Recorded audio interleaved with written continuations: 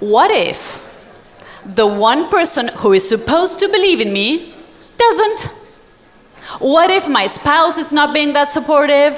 What if the investors I'm pitching are not really believing in me or my dream? What if my editor is not believing in me or my book? This is exactly what happened to me.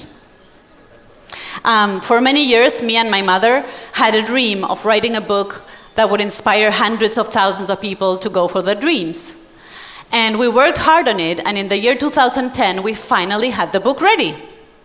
And for some very lucky turn of events, one of the largest Spanish-speaking publishers got interested in our book. And so I was beyond excited. And I remember the day I went to sign the contract, I was wearing my best outfit, and I was carrying my shiny pen, because I thought this is the day that my dream becomes true. And I'm walking into my editor's office, and I'm feeling like $1,000,000, and I casually look at him and say, "So how many copies of the book are we going to release into the world?" And he looks at me rather confused, and he says, 5,000? And I go, "What do you mean 5,000?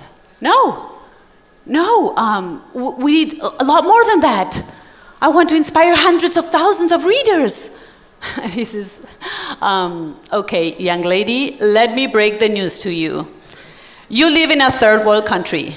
The economy is small. The market is tiny. People are not buying books. You're a first-time author. There's no money for budget, for publicity, for marketing, or for a launch. So you will have to go by word of mouth. And trust me. If you sell 5,000 books by word of mouth, consider yourself very lucky." And I remember standing there. Can I have a piece of paper? I'm going to show you something, how I felt. Yeah. So, have you ever had the experience of somebody holding your dream right in front of your face and going,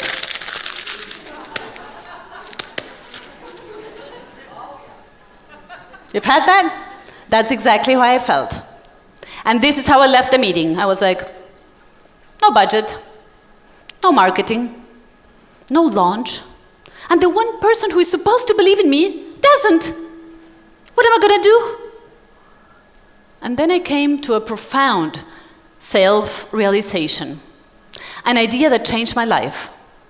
And I realized it was not his job to believe in me. It was my job. It was not his job to validate me. It was my job. It was not his job to believe in my dream. It was my job. And when I understood that, I got busy with that job. And I did everything you can possibly imagine.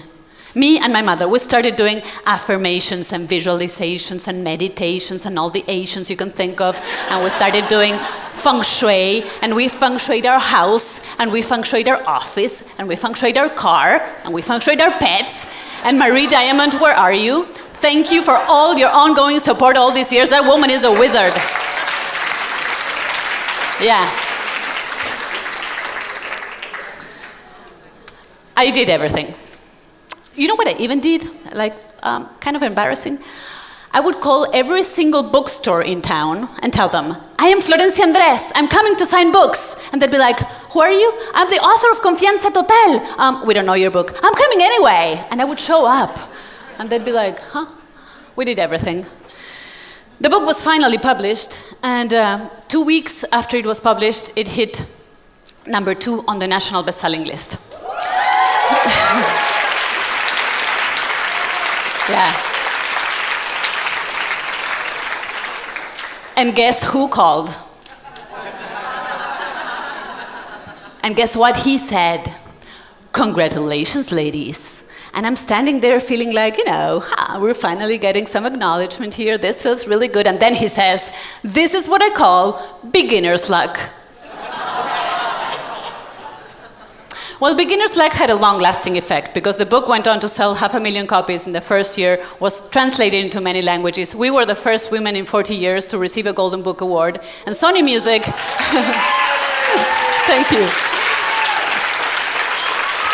Yeah.